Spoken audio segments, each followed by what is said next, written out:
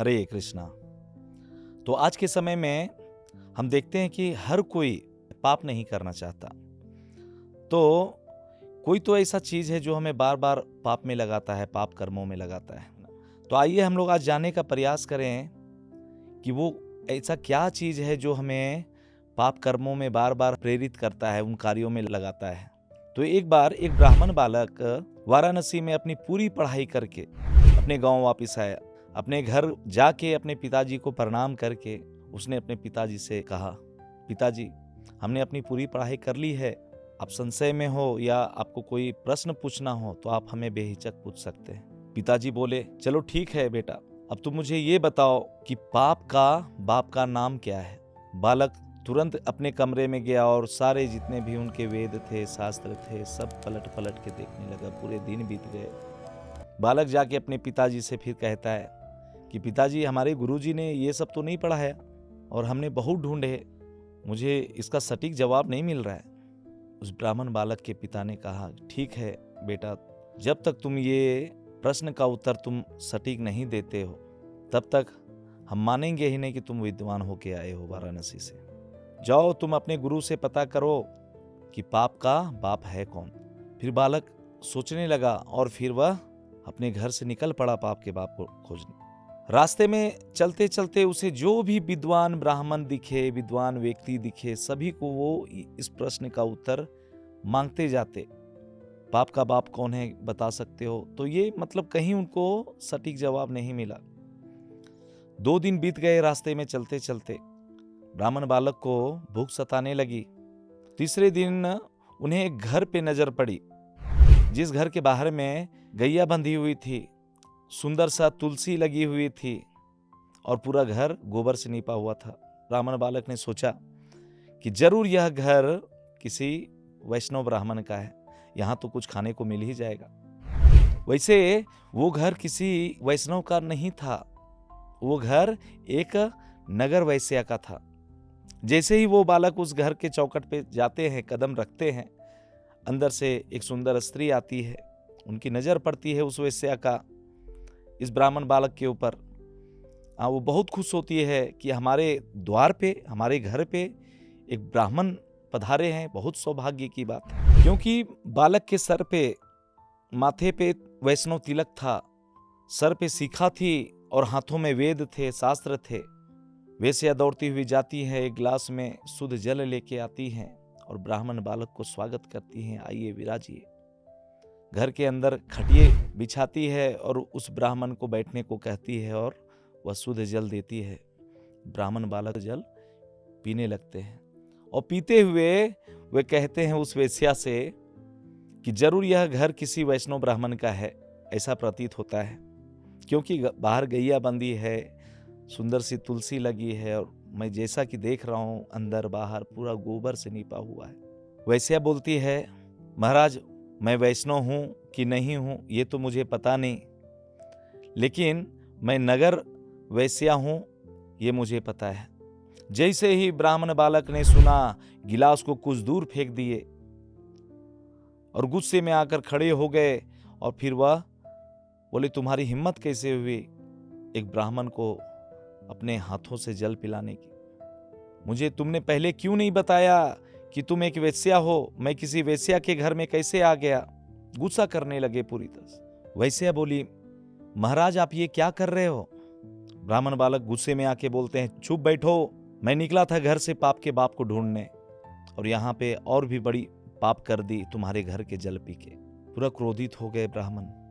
वैश्या जैसे ही ये बात सुनी कि यह ब्राह्मण बालक निकला है पाप के बाप को ढूंढने, मन ही मन सोचने लगी कि बहुत दूर नहीं जाने दूंगी महाराज जी को, मैं यहीं पे मिलाती हूँ पाप के बाप से। वैश्या जाती है, हाथ जोड़ के बोलती है, महाराज आपने हमारे घर के जल पी के पाप कर ही लिया है, आपको शुद्ध होने के लिए गंगा स्नान करना ही होगा, जनेऊ बदलना ही होगा, तो एक छोटी सी और पाप कर लीजिए। ब्राह्मण बालक बोलता है, मतलब महाराज जी अब जब हमारे घर आ ही गए हैं अनजाने में तो कम से कम हमारे घर का भोजन करके जाइए। आप कितने दिन हो गए होंगे आपके घर से निकले हुए, पता नहीं आगे चल के आपको पाप के बाप मिलेंगे कि नहीं मिलेंगे। तब तक कुछ तो पेट में कुछ अनाज चला जाएगा। ब्राह्मण बालक आंख बबूला हो गए, क्रोधित हो गए। तुम ये सोच भी कैसे सकती हो कि तुम्हारे घर का मैं भोजन पाऊंगा। वैसे बोलती है, महाराज आपके घर से निकले हुए काफी समय हो गए हैं, तो आपके पास धन भी नहीं होगा। आप अगर हमारे घर के भोजन स्वीकार कर लिए तो मैं आपको दक्षिणा में 5 स्वर्ण मुद्राएं दूंगी। ब्राह्मण बालक जैसे ही यह शब्द सुने सोच में पड़ गए, मन में लोभ उत्पन्न हुआ और वह चुप होके थोड़ी देर बाद बोले, ठीक है, मैं तुम्हारे घर का भोजन पाऊंगा, लेकिन एक शर्त है कि मैं अपने हाथों से बना के पाऊंगा, तुम्हारे हाथों से नहीं। वैसे तुरंत तैयार हो गई, अपने चूल्हे को अच्छे गोबर से नीपी, जो भी सामग्री थी वहां उपलब्ध कराई। ब्राह्मण बालक जैसे ही भोजन बनाने के लिए बैठे, फिर वैसे उधर से आती हैं, बोलती, महाराज मुझे अच्छा नहीं लग रहा है कि आप हमारे घर पधारे हो और हमें आपको भोजन पवाना है, और आप खुद बना रहे हो हमारे घर में हमारे रहते हुए। अनजाने में तो आप आ ही गए हो, कब सौभाग्य हमें मिलेगा ब्राह्मण सेवा का, वैष्णव सेवा का। कृपया यह भोजन हमें बनाने का मौका दीजिए। हमारा सौभाग्य है कि आप हमारे यहाँ पधारे हैं, आपकी सेवा हम कर पाए। ब्राह्मण बालक फिर यहाँ गुस्सा करने लगे, कहीं तुम्हारी हिम्मत कैसे हो रही है ये सब बात बोलने की। अरे तुम्हारे घर का मैं गलती से जल पी लिया, अब तुम कह रही हो कि तुम्हारे हाथों का मैं खाऊंगा। राम राम राम राम, छी छी छी। मतलब इस तरह से वह ब्राह्मण बालक कहने लगे। वैसे बोलती हैं कि महाराज अगर आप हमारे हाथ के भोजन पकाए स्वीकार कर लिए तो मैं 5 के जगह 10 आपको मुद्राएं दूंगी, स्वर्ण मुद्राएं। ब्राह्मण बालक फिर शांत हो गए, लोभ बढ़ता चला गया। कहते, ठीक है, तुम ही यह भोजन बनाओ, लेकिन एक शर्त है, इसे गंगा जल छिड़क के ही बनाना। वैसे फटाफट बनाती है, अच्छे से अनेक व्यंजन बनाती है, थाली में परोसती है। ब्राह्मण बालक बैठते हैं खाने के लिए। जैसे ही वो पहला निवाला अपने मुंह में डालने वाले होते हैं, फिर वहां वैसे आ बैठती है और बोलती है, महाराज आप बुरा ना माने तो एक बात कहूं, आप तो मुझे जान ही गए हो कि यह घर वैश्या क्या है, आप तो दोबारा इस घर में आओगे नहीं, तो लास्ट बार हमें एक सेवा और दे दीजिए कि ये पहला निवाला मैं आपके मुंह में डाल सकूं। ब्राह्मण बालक आंख लाल होने लगा उनका, वो गुस्से में खड़े हो गए अपने आसन से। वैश्या कहती है, महाराज आप 10 की जगह 15 स्वर्ण मुद्राएं ले लीजिएगा, लेकिन ये पहला निवाला मुझे एक सेवा दीजिए, वैष्णव सेवा दीजिए, ब्राह्मण का सेवा करने का सौभाग्य हमें मिले। फिर वह ब्राह्मण बालक शांत हो गए, बोलते हैं, एक ही निवाला, उससे ज्यादा नहीं। ये बोल के बैठे।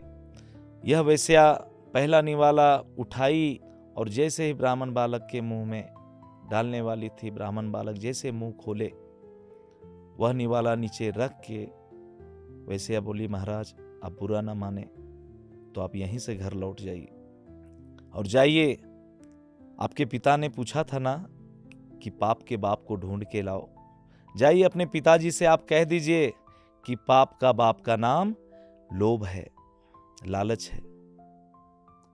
आप ये बताइए कि आप मेरे घर का जल स्वीकार किए। बालक बोलता है, अरे वो तो मैं अनजाने में। अच्छा ठीक है अनजाने में, लेकिन उसके बाद आपने मेरे घर का भोजन स्वीकार किया। अरे वो तो आपकी श्रद्धा देख के। महाराज झूठ मत बोलिए, कोई श्रद्धा वर्धा नहीं था आपको, केवल 5 मुद्राओं के लालच में आपने मेरे घर का भोजन स्वीकार किया। 10 मुद्राओं के लालच में आपने मेरे हाथ का बना हुआ भोजन स्वीकार किया, और 15 मुद्राओं के लोभ में आके आपने मेरे हाथ का निवाला खाने को तैयार हो गया। जाइए अपने पिताजी से कहिएगा कि पाप का बाप का नाम लोभ है, लालच है। ब्राह्मण बालक सोच में पड़ जाते हैं, उनको शर्म आने लगती है अपने आप पे। हाथ जोड़ के बोलती है, माते मैंने आपके आचरण को देख के आपको बहुत भला बुरा कहा, हमें क्षमा कीजिएगा, आप तो हमारी गुरु निकली। ब्राह्मण बालक निकलते हैं वहाँ से, वो सीधे अपने घर जाते हैं और पिताजी को बोलते हैं, पिताजी बाप का नाम लोभ है। पिताजी उन्हें तुरंत अपने गले लगाते हैं कि अब तुम विद्वान हो गए हो। तो हमें लोभ क्या है, हमारी जरूरतों से ज्यादा जब हम चीजों के प्रति आसक्त हो जाते हैं, उन चीजों को पाने के लिए जब हम कुछ भी करने को तैयार हो जाते हैं, इसे कहते हैं लोभ। लोभ में आके व्यक्ति कई पाप कर्म करते हैं, पाप करते जाते हैं, और वही लोभ हमें उन पाप कर्मों को इग्नोर करवाता है। उन चीजों को हम इग्नोर करते हैं कि चलो कोई बात नहीं, फिर आगे बढ़ते हैं, फिर एक पाप करते हैं, फिर आगे बढ़ते हैं, एक पाप करते हैं। तो हमें लोभ लालच से बचना है, अगर पाप से बचना है तो। हरे कृष्णा।